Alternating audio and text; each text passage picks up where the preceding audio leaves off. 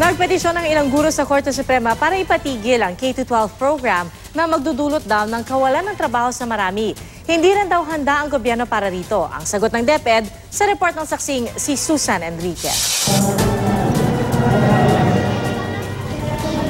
Ang mga sunod-sunod na graduation sa high school ngayong Marso at Abril, 2 taon munang hindi masusundan. Sila na kasi ang huling batch ng graduates sa ilalim ng lumang curriculum at huling tinawag na 4th year high school.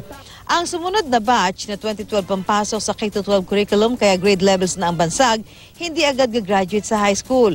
Matapos sa junior high school, tutungtong naman sila sa senior high school bilang grade 11 at grade 12. At dahil hanggang grade 12 na sila, 2 taon ding walang gagraduate sa high school at papasok sa kolehiyo. Suspend K-12! Suspend! Suspend! Suspend K-12! Problema yan sa maraming guro sa kolehiyo na mawawalan ng trabaho. Ang ilang grupo naghain ng petisyon sa Korte Suprema para ipatigil ang programa. Ang transition ay panandalian pero tinatanggal ang aming permanency.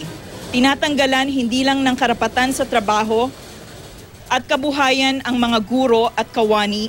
Hindi man tutol sa mismong K-12 program, tingin nila hindi pa raw handa ang gobyerno para rito. Ang K-12 ay produkto ng cramming o pagmamadali ng walang pananagutan.